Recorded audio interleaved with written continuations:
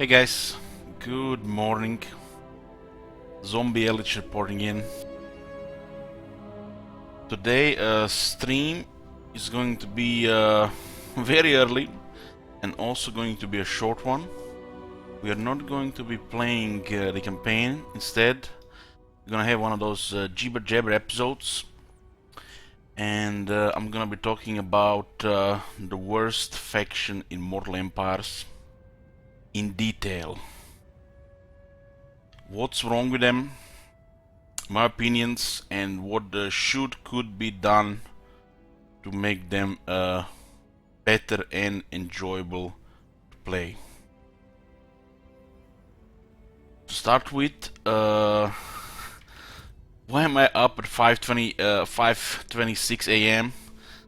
Well, my body knows Witcher is coming. Just a few more hours, so I can't sleep. And for the last 2 days, I've been thinking about doing this episode of Jibber where we talk about the worst faction in Mortal Empires. To begin with, we're going to talk about the main menu selection screen. The worst faction in the Mortal Empires being greenskins. All of them. Every single one of them suck. What can be done about them at first glance here? Well, one of the worst things about the greenskins is their replenishment. The replenishment is one of the worst things, and this is due to several reasons. Very lore unfriendly is they don't have any benefits towards replenishment. They don't have any heroes, skills for replenishment. They don't have a technology for replenishment, but nearly every other faction in the game has.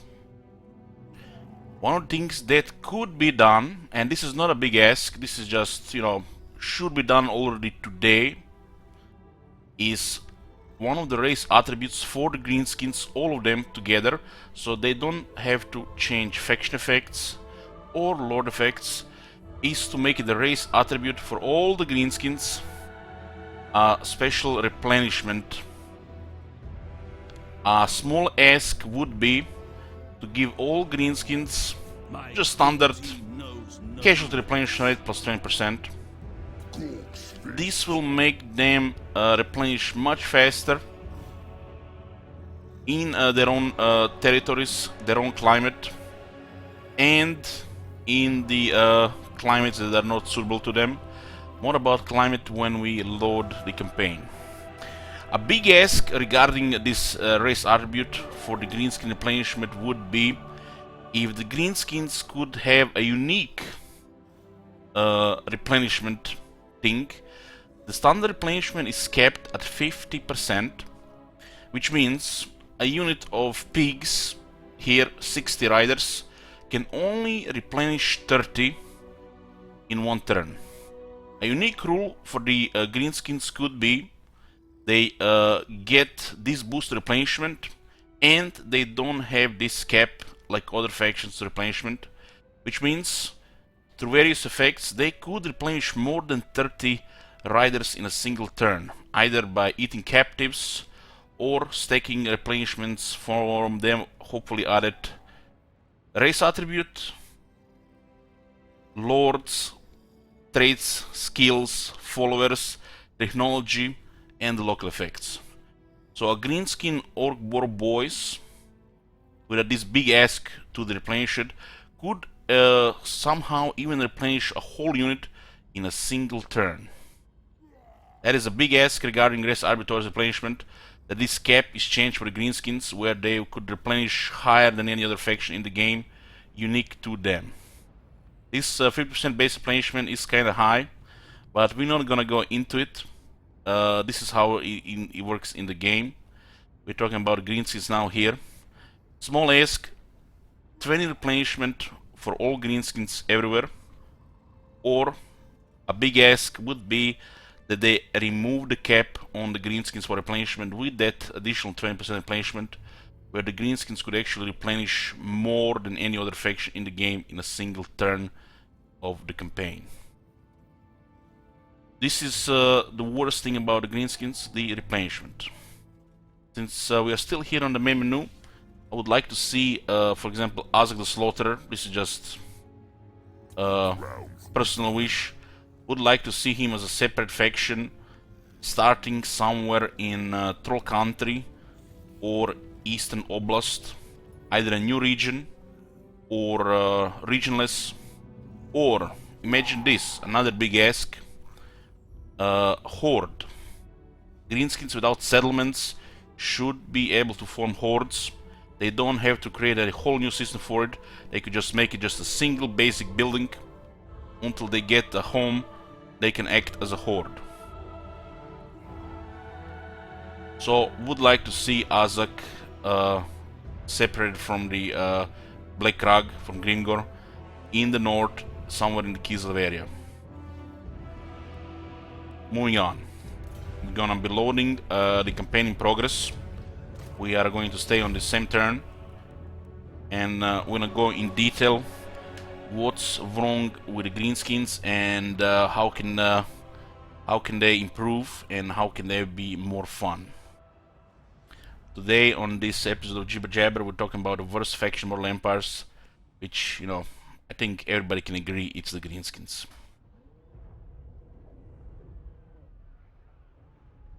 What's per the stream? I couldn't sleep, and I was planning to do this, but later today, because I wasn't planning to play any campaign today since The Witcher is getting released. Okay, we're here in our Crooked Moon campaign. We're not gonna be playing any turns. We're just gonna go over all the greenskin system in detail and what's wrong with them. We'll start with the campaign effects. Some of this will probably repeat multiple times. That's why this is Jibber Jabber titled. So one of the things that has to improve for sure is their climate system. This climate system does not make no sense, and it makes the greenskins really bad right now. This is all tied to the replenishment. To make a small ask here would be to make temperate, desert and or jungle a suitable climate for the greenskins. Them having the worst replenishment in the game and having temperate is pretty much what the greenskins try to achieve their whole existence, destroy the empire. And they can't even do anything in the empire since they have the worst replenishment in the game. The climate system has to improve for the greenskins. At least temperate, desert and or jungle should become suitable. This is a simple change, and this would not only make sense but also improve quality of life of their campaign by tenfold. Moving on, we're going to go next with the vast system. The vast system is basically you have a ball in a chain following you around. They're a separate faction which you don't control. You basically could give them a target, which sometimes they will not even obey. They will go to a other nearby target instead. So why is a ball in a chain? Well, it's about a good and a bad thing. We'll start with the bad thing. Bad thing is same as with the beastmen, you lose all initiative. Because for this to actually be beneficial to you, you have to move and then they have to follow you and do the attack. And if the target retreats and if another settlement attack, not only you lost all initiative, but you lost a whole turn. You lost a whole turn. The good thing about this ball and chain is sometimes ball and chain you can spin it around, throw it through the window, it hits somebody, which means you can tell them to attack nearby a weakened settlement. Not only just you know, get you some of the settlements quicker, but also cause a mess for the enemy faction. So Usually they tend to be ball and a chain which you just throw around, slow things down, try to, you know, create some kind of advantage. You rarely use them in a way where you would actually risk losing initiative. Because when you're going with an army around, especially it's one of your main armies, you don't want to lose any initiative. The existence of lightning strike makes VAS pointless. Absolutely pointless, dead system mechanic. They do add to the faction strength, so you get more intimidating, but unless you use a bullet chain, you throw them around to get you some kind of advantage, it doesn't work. It doesn't work. You would have to create a whole plan where you try to get some advantage from the VAS, and most of the time they rely on a broken balance of power / auto-resolve system which is stacked against them, especially against like a faction like the Empire. They get additional leadership and melee defense against them, so they just get destroyed. VAS system, well, good luck to developers how they're gonna change this. I do have a couple of suggestions, and we'll go through it. Probably the most obvious ones would be to create like a bar at the top of this here, and it could go through multiple stages. Maybe start with a negative one, then a neutral one, and like 3 positive ones, whatever they feel like. And it could go like this. A unit of Savage Orc begins could, through the various stages of the war, get bigger in size. So from 100 to 110, 120, 130, maybe a whole scale increased with the better VAR. Maybe small bonuses to leadership, attack, damage, stuff like that. All the good greenskin stuff. The greenskins have to be special in something. They were really special in nothing.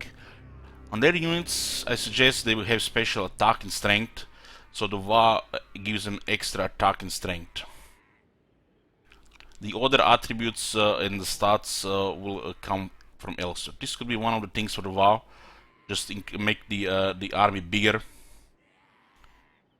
Another thing the VAR could just do, could make everything bigger in stats.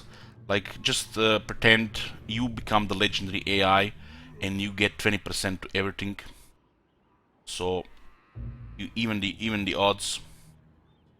Another thing that could be done is keep the VAR system as it is. That's probably the most simplest way, and give the VAR, full control of the VAR to the player. Not this in some kind of random stuff here. Keep this bar here, remove this bar here, give the VAR to the player. VAR will not count towards who is the boss. They will have a lord which you level up, equip, you could replace, and the VAR would have a buff which would make them free. As long as this bar is here, the VAR would be free. Could come with various buffs and effects. Buff effects could be, you know, some kind of unique skills on the lords, newly added for flavor. On technologies, it can be done. Okay, since I mentioned technologies, let's go into technology. What can be done about this Goblin workshop technology?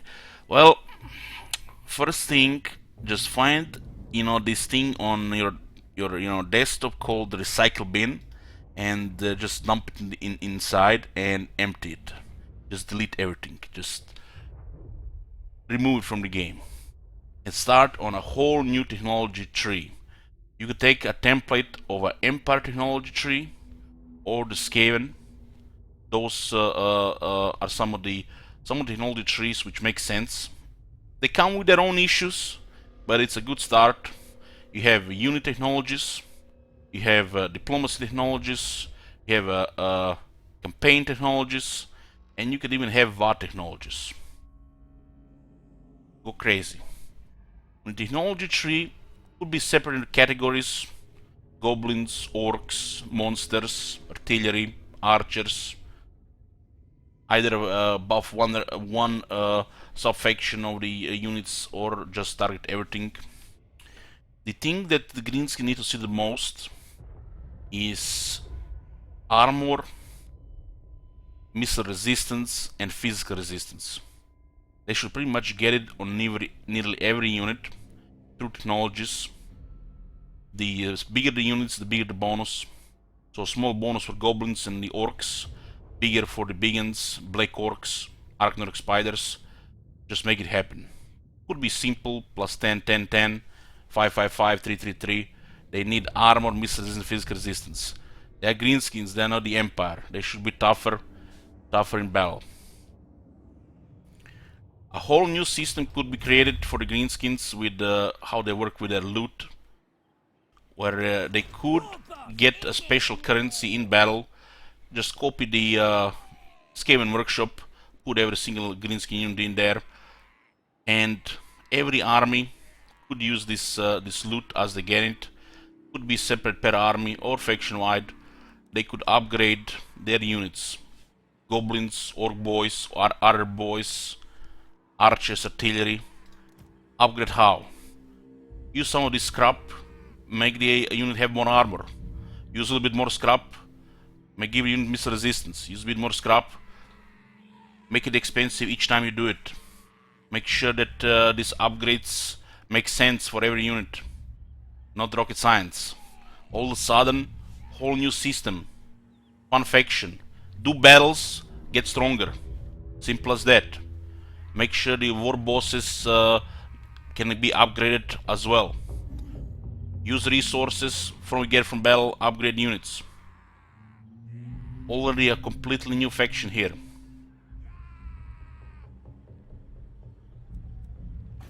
Right now, in the current state of the game, there is 3 lords for the greenskins. There is a Goblin Great Shaman, Orc Warboss, and a Night Goblin Warboss. Well, since in the poor state of the greenskins, and the only lord that actually got in some improvements was the Goblin Great Shaman after the Crooked Moon was improved, but the Crooked Moon introduced a Night Goblin Warboss. I'll create it here, we can disband it, doesn't cost anything. Night Goblin Warboss gives the whole army poison, which means the other lords do not exist. They do not exist. This guy gives poison. What does the Orc Warboss give? Nothing. Nothing to the army. They have the same battle skills, the same campaign skills. Nothing to the army. No flavor. Pretty much you get a general of the Empire, forgotten lords. He does have flying, but nothing to the army. Who cares about flying? Night Goblin Warboss gives the whole army poison. Greenskins, which smack things in melee or with artillery. Poison not only will weaken the enemy units by 20%, so they do 20% less damage, but also it will slow them down. Very important when you're targeting units with artillery. Just because this guy gets poison and the Orc Warboss gets nothing, Orc Warboss does not exist. In the campaign, now doesn't exist. On top of that, this guy could even make extra buffs for the goblins and the squigs. It does not have the Force Seeker.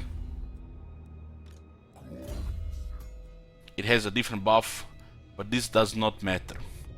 The suggestion for the Orc Warboss could be connected to the scrap, could be connected to technology, but give them, same as the generals of the Empire, unique skills. 4 or 5 unique skills. My suggestion would be big ask, of course, you know, have 3 skills here and 3 skills here. 3 skills on the left would say a combination of armor and physical resistance, combination of attack and weapon strength, and the third skill after taking the previous skills would give him a lot more health and unbreakable. So you can pick the left side to get a really big Orc Warboss, almost a badass killing machine, which will not go down. He will fight to the end. And on the right side, you get the same amount of skills, 3 skills, which would further buff units in the army. Could be related to the orcs, or the monsters, or the artillery. Battle boss related. Left side, badass, big monster war boss, which locks the right side, or the right side, which locks the left side, a general, which further improves the units in the army. Not rocket science, very simple, done before with the vampire bloodlines. Make it happen. This would make war boss actually a thing you would pick and not just ignore. The Goblin Great Shaman has most likely the most underwhelming lore in the game. This lore is underwhelming as it's the Greenskin faction. Probably one of the worst lores in the Mortal Empires. The fact that you don't wanna overcast anything in this lore just confirms it how bad it is. Just read this out loud. For obvious reasons, this lore has been nerfed, changed so many times because it does not fit in the campaign. It's a lot of multiple effects. Absolutely doesn't fit in campaign. This lore needs some serious work. This needs damage. This needs AoE like it used to have. You could put it just in the campaign. This is good. Goes with artillery. This is a good debuff, but you don't wanna debuff the enemy. You wanna kill them faster, because the enemy is always gonna be stronger than you. You don't have healing. Stuff like this would make sense if you have healing. You're just gonna prolong the battle. Goblin Great Shaman should also get a unique set of skills which fits the Goblin Great Shaman. Could go with extra effects for spells, or could go for extra spells for battle skills. This lore is just super underwhelming as it is. The other lore the Greenskins have, the other Shaman, which we can see on Wurzak, but we'll check it on Orc Shaman. Let me just find one. The lore of the Big War. This is actually a lore which is pretty good, and nothing really needs to change about this. It's just the usual. The missiles are just don't really do what they're supposed to do. They will not really be good again for damage. If the target has no armor, if it's weak to magic, like it relies on physical resist, might do some damage every now once in a blue moon. This lore does not need any improvements. It's just good, strong. One of the best things about the Greenskins. One of the things that makes sense. This lore has everything Greenskins need. You have explosion, which you can use on various situations. Extremely strong on the wall. Cast spell, get power back. You can buff a unit with attack and defense. Very good on a lot of units. You can just disrupt, damage whole unit, buff a group of units with attack, or just do a big explosion. This is just a really good lore. No need to do anything about it. Except Orc Shaman. Orc Shaman should get a set of unique skills which buff his melee prowess and maybe his magic, or add replenishment to the region, to the army. It could have a scouting and replenishment, or just have a unique skill which adds replenishment in the region. Just a couple of unique skills, 3 or 4. 3 or 4 should do it. Otherwise, Orc Shaman's great. One of the best things about the Greenskins. The pretty much the same thing for the Lilva. Just, Lilva is a little bit delicate because it just doesn't really fit the campaign. Just doesn't. Regarding the heroes, where is the fighter hero? There is a Goblin Big Boss, which is not a fighter hero, it's a rogue hero. When it comes to campaign, it's great. It's great. You get a good harasser. You can block army, 75% movement. You can assassinate targets. Just great for the campaign. Put him in the army for a little bit more money. You can do that as well. doesn't really fit the army unless you get items that cost debuffs like Tormentor Sword, Helm of Discord. Unless he has this type of abilities, it's pretty weak in the army.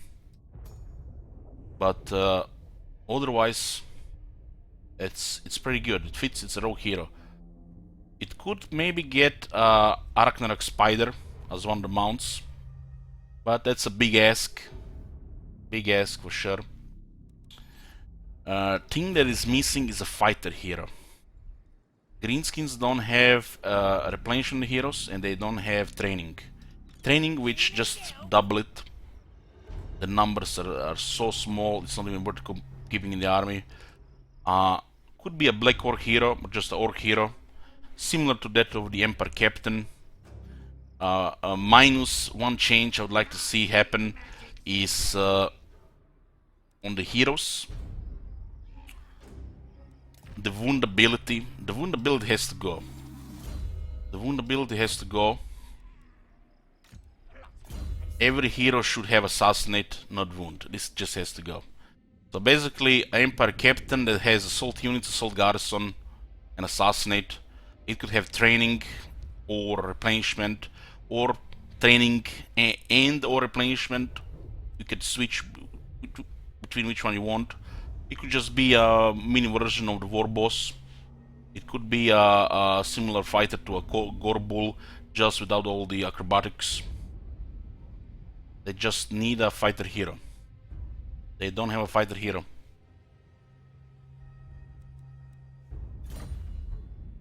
Another thing we have with the skills. The skills, the battle skills are great. The update that changed the skills are great, but they just forgot about the archers on the veteran battle skills. So you have the Gobos give the ammunition and missile damage to the goblin archers. You have the boys do missile damage and reload time to the Orcar boys, but you don't have any range buffs on the veteran skills. They've just been forgotten here. Which means as the campaign progresses, the ranged units become much weaker, to the point where artillery unit will always be better than Orc Archer or Goblin Archer, which means you're just not even gonna recruit them anymore. The easiest solution would be to add Goblin Archers and the Orc Archers to the Savage Smarts, so they get additional ammunition, missile damage, and no time reduction. Or another line of text could be added for the goblins and for the orcs, which gives the orc archers, goblin archers more range, more ammunition, more damage. They just don't have the skills, and since the range is so average, if you can further buff it, you're just gonna drop it, and you're gonna get a Doom Diver or a Goblin Locklober instead. So you're very limited with range. You're just gonna switch to artillery instead if you wanna use range. This is pretty much it for the battle skills. Otherwise, the battle skills are great. Really nothing else had to be done for the battle skills. Everything else is great. Regarding the campaign skills. The campaign skills of the Greenskins suffer the same issue like most Warhammer 1 campaign skills. They just suck. Especially compared to the mighty campaign skills of the Warhammer 2 factions, which usually provides a replenishment skill, upkeep reduction skill, and renown and fear at the end with multiple lines of text. What is this? Fightness +1 in foreign territory. This just works in your head. Once you really go into under the hood and check the numbers, you realize how underwhelming this skill is, that at the point where you just wasted a skill point. What is the renown and feared? Make renown and feared for every faction at the end of it. Make two options for the special races. Could be a Vapet +5, or could be renown and feared as the second option, which cancels the other option. What the hell is this nonsense here?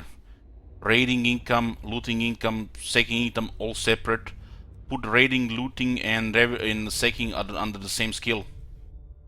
Make sure it's only one skill and grants all three. Not only actually would be a good option, but it actually makes sense. Why would anybody even pick these skills? The only reason is to get to the lightning strike. The second one makes the most sense because it's the highest value. Raid values are so low. If this was 300%, it would still be questionable, because depending who you raid or where you raid, they might not have the money to raid. The money doesn't come out of nowhere. It comes out of the treasury who you're raiding for. This could be more skills here, post-battle loot, could be combined with the rest of the skills, could be replenishment. Could be another area where they put replenishment. The greenskins should have the best replenishment in the game. They have the worst. Elves have some of the best replenishment in the game. Could be here, easily. This area could have another unique greenskin skill. Something greenskin related. Not nonsense like really green. Plus 3 untainted, completely useless. This is almost as useless as recruitment costs. The amount of followers and banners. The greenskins need unique banners. More unique banners. More banners like the Bad Moon banner. More banners like the Scarsing Bad Moon banner. Just more banners. Greenskin flavor. Various effects. Just more banners. The amount of followers they have, the greenskins, is so small that on the same turn you can get 5 Snotling Scavengers, 5 Swindlers, 5 Bullies, just because they have no followers. They don't have enough followers. You're just getting the same followers every turn, multiple of them, because they have no followers.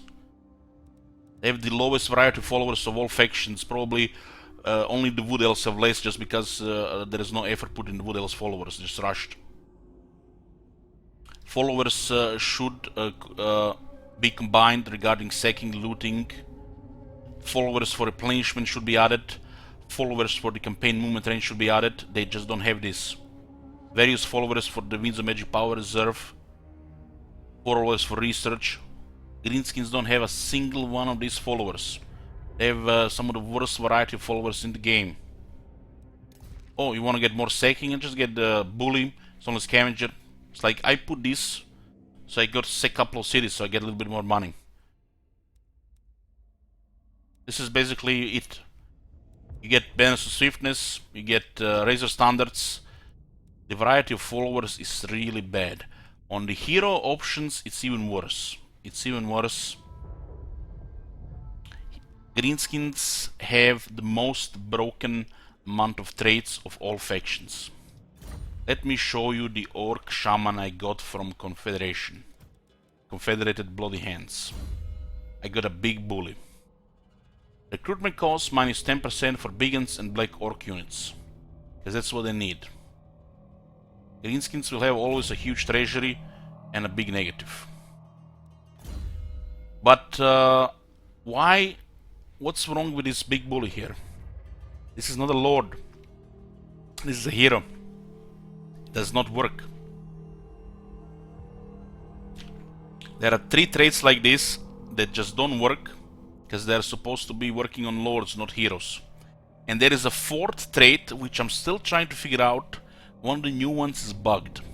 It has related to the physical resistance, but apparently only the AI can recruit it. You cannot recruit it, and when you confederate, it disappears.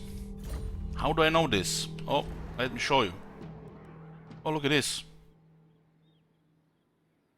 4 bugged traits. The most bugged traits of all factions. It just doesn't work. And why is this a problem? Well, you go recruit a shaman. Determined, aggressive, tough, and cunning. You get 2 picks each time. Sometimes all 4 bugged. And you're forced to use something really bad. Or cycle the heroes. Regarding the greenskin buildings, make greenskins unique. Make them stand out from the other factions. And how to do that? Make their infrastructure the cheapest in the game. The cheapest. Just cut all construction costs in half.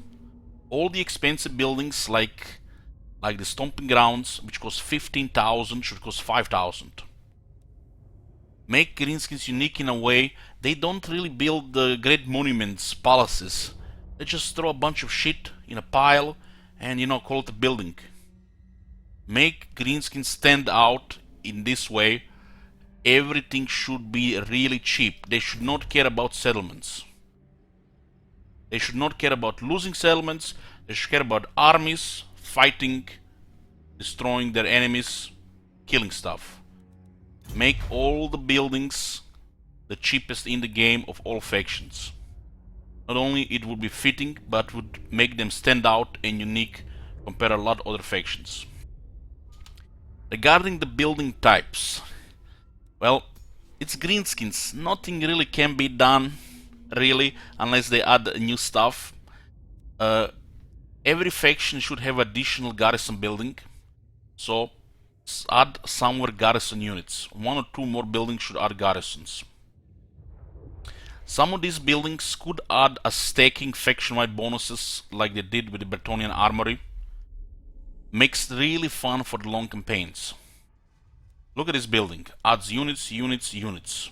No effects. No recruit ranks. No bonuses. No income. Look how boring this is. Units, units, units. Units, units. Units, units, units. Nothing. And these buildings actually cost money. Add effects on some of these buildings. Make them fun and exciting. Support the long campaigns. Who cares if people build 100 of these if they want to have ridiculous arachnid spiders? Just make it happen. Together with making the greenskins have the cheapest infrastructure in the game would make the faction stand out. Not only make sense, but actually a strong faction. Like, look at this. I have a building slot somewhere. Okay, this is a tier 5 city. Look at this tier 3 building. 7,275. I checked the 7,500. I have to pay 7,000 for a tier 3 building. Look at this. If I want to upgrade this, 11,000. At least this building has a text. At least this building has some text. 11,000. But look at this. 5,000. There's a currently discount 3% because of a trade. 5,000 to get a cave with trolls. What the hell they get in that cave? Air conditioning, a pool. Look at this, 15,000. 15. What'd you get? A long segment of giant. Bunch of rocks in a cave. 15,000. 5-star cave.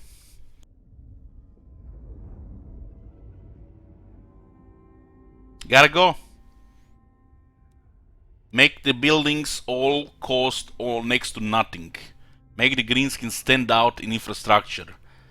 Various bonuses and effects on each building. Stackable faction-wide on maybe 1 or 2 buildings. Strong, fun, makes sense. Where are we now? What was next? I feel like I'm almost done, but I got a little bit more in me. We handled the lords, the heroes, the units. Well, they could be buffed further through technologies. The set of units is good. The set of units is good. Good base. What I'd like to see on the units, would like to see Wolf Riders do armor piercing damage, or more armor piercing, more health. This unit is just not good enough in campaign. Nobody recruits this shit. We're playing on legendary difficulty. We're doing a quest battle, and enemy goblin wolf riders charge my artillery. You know, you would panic for cavalry charging your artillery, but instead, 3 of my artillery pieces drop Doom Divers boys, go into melee, 3 shoot. Wolf riders were routed. Legendary wolf riders routed by the artillery crews. If they're worried about multiplayer effects, they could make all these changes via technology. Goblin Wolf Rider should get a technology that makes them get more health or armor or resistance, will make the same thing and make them armor piercing. Unit as it is right now does not fit into the campaign at all. a tier 2 cavalry building. Let's give an example. Let's say your city is tier 2 city. Okay, get tier 1, tier 2. Let's say it's Blake Crag, 2 more slots. So you have 4 slots for buildings. Blake Crag, in the example of Blake Crag, you have gold, 3 slots left. Oh, you need growth, 2 slots left. Oh, you need money, 1 slot left. Damn, I have to build the greenskin recruitment. Never a slot for forest beasts. Never forest beasts. What a boring streamer, never gets the wolf riders. Let's see the regular city. We get a tier 2 regular city, tier 2 camp. You get 2 slots. Oh shit, is a port. Oh, 1 slot taken. What is gonna be next slot? Well, city needs to grow, gets growth. Never wolf riders. Oh, city is tier 3. Damn, look at them walls, look at them tier 3 economy. Look at that sweet goblin bee boss extra here. Never forest beasts. Not only there is never a room for this building in the city, but the units that come out of this building are utterly pointless and don't feed the campaign. Make them relevant. Technologies. Eventually you're going to unlock Arachnarok Spider, and you're gonna build this in the capital on tier 4 and tier 5 when you have a slot. Which means this building here and this building here serves no purpose in the game whatsoever. The only reason to build this and this is for the Arachnarok Spider. Put all these units on this building here. All of a sudden, you could recruit these units, but still, these units are just not good enough to be used in the campaign. Chariots have some health, have some mass, have some versatility, but the wolf riders and the spiders, they're just so pathetically weak that you never would consider them put them in the army unless you're miming Chet. Never. Other buildings pretty much just suffer too expensive or they're doing too little. This could be easily fixed by making the greenskins again stand out, having the cheapest infrastructure in the game, and have various buffs and effects on these buildings. Can another building be added? Could be another building with garrison and obedience. I could see a building like tier 3 or tier 4, adding some black orcs, trolls, maybe some archers, and obedience. Every faction should have additional building for garrison and public order. It should be like a normal thing.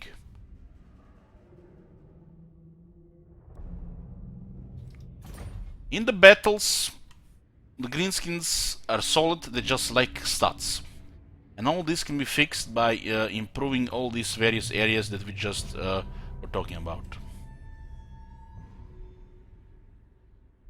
Other than that, I think nothing really we have to talk about. You know, everything else, the faults of the game pretty much are shared by other factions, like the victory conditions, for example. I think we covered it all regarding greenskins. Did we miss something, guys? You tell me. The greenskins could use a couple of landmarks around the map. Like the dwarves have a landmark in Mount Gumbat. The greenskins don't have the landmark there. You guys add a new landmark in Galbaras, which is basically identical in purpose, type, flavor, and lore to the one in Mount Gumbat, yet the greenskins are the ones that can build it. Or no, not this one, not this one. It's the one in the Mount Gumbat that they can build. They can build this one. They can build this one since it was added after. So they can build this one, but they cannot build this one here. This one was added originally into the game. So it's consistency. They add a new thing here. They make it usable by various factions, but not this one here. Not for greenskins. Same here with Karak Izor and the Copper Mountain. Various factions can use it, but not the greenskins.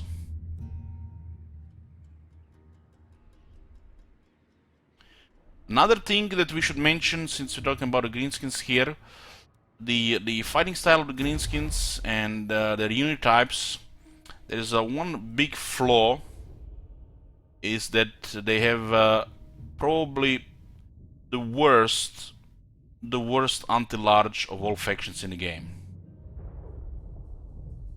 So that fighter hero could be anti-large, and another unit or two could be added which serve the anti-large purpose.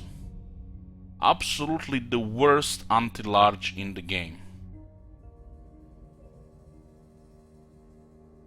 The goblins are not anti-large, no. They're too small for anything. A unit of special goblins or orcs could be added to a tier 3 building or tier 2 building. Or biggins could be redesigned. Something similar to the quantity over quality. The deckhand of the Vampire Coast with polearms, that looks like a trash unit. It has decent anti-large. The greenskins just don't have that. The absolute worst anti-large of all factions in the game. The vampires used to suffer this problem. They had a skeleton spearman, which falls apart later in the game. They had a terrorgeist, so terrorgeist could help. And later they added the blood knights, so it had a quality anti-large. The Arachnoric spider having anti-large, is good. And there's a reason they added this, because the absolute anti-large, worst anti-large in the game. But still, that's not enough. Not enough. The Arachnoric spider cannot be everywhere on the battlefield, and it will get pinned. There has to be a unit of infantry that can actually deal with anti-large. For example, the Orc Biggins have some anti-large, but it's so laughable and ignorable, and they just get replaced by the Black Orcs. The Black Orcs are better anti-large than the Biggins. That's the difference between these units. So they need a unit that specializes in anti-large. The Biggins, they just get fall apart by the Black Orcs. The moment the Black Orcs are there, the moment you have the Black Rag, the moment you have the Big Fort, no other infantry exists in the game. Black Orcs, Black Orcs, Black Orcs. That's it. You're gonna use Black Orcs and artillery, Black Orcs artillery and giants, big spiders. Nothing else exists. The moment the Big Fort is there, no other infantry exists. Well, these are various bugs with the greenskins. There are so many bugs that I would probably need a couple of days to write a list, probably 100 of them. But one of the biggest bugs is when the VA dies, you lose their ability rating. And this is just tied to the VA problem. When you use it as a ball and chain, they try to get some advantage, or just trying to get rid of them. This is a big problem. Another big bug with the VA is when you ambush with your army and the VA underway is on top of you. You cannot move unless you use an underway as well. This happened here in the campaign, and I couldn't attack this settlement here. So instead of me destroying them, I had to underway to the other side. And look at this, they got two armies. Instead of me getting strategic advantage here, I had to retreat. Just because VA bugged my movement. Underway on top of me, because I was in an ambush stance. And when that happens, you cannot move unless you use an underway. So I could not attack the Emperor here. They got new units next turn, and I had to just move out. Thanks to that, we're gonna suffer here to 3 armies.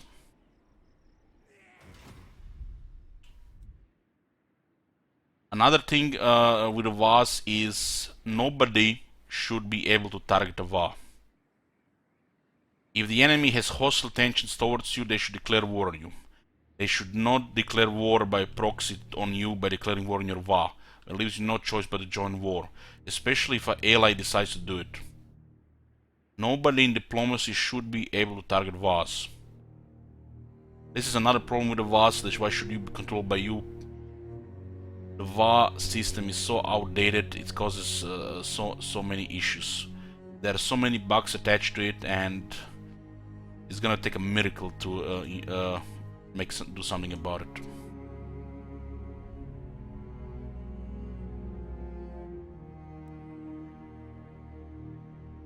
I think we covered all here. I think we covered all.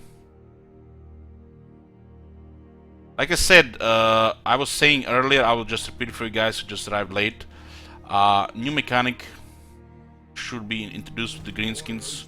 Big ask, faction wide scrap or the army scrap. As the army wins battle, get a special resource called scrap. Scrap could be used to upgrade units. You could look at these savage orc beacons here. Oh, let's spend some scrap. Spend 40 scrap, give them 10 armor. Oh, the next upgrade costs double, costs 80. Oh, spend 80 scrap, give them another 10 armor. Oh, the next upgrade costs 160.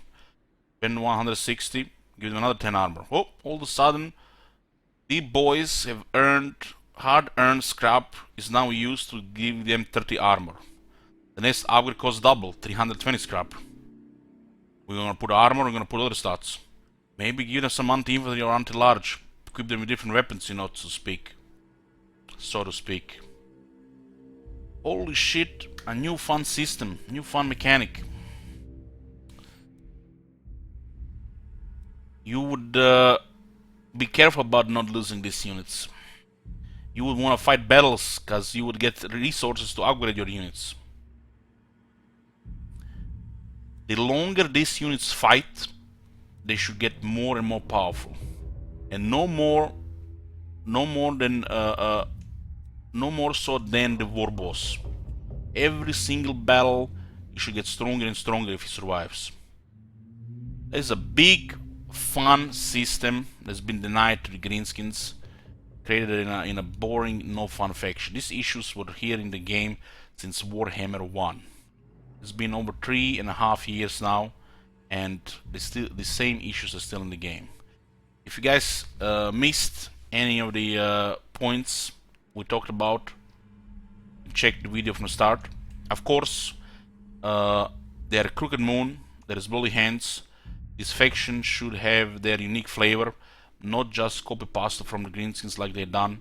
They should have flavor, more with the savage orcs, more with the goblins, unique events, buildings, technologies related to it, not just the bare bones. I think that's it. That's it here. That's it. I think I covered everything.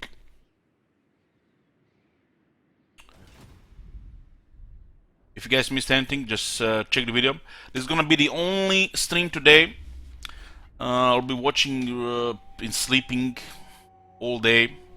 But The Witcher is getting released today, so I'm gonna be watching that. I'm a big fan of the Witcher universe, the games, Gwent, the RPGs, and you will not see me anymore today. I don't think so. So just a short stream today, special stream, and I'll see you guys tomorrow.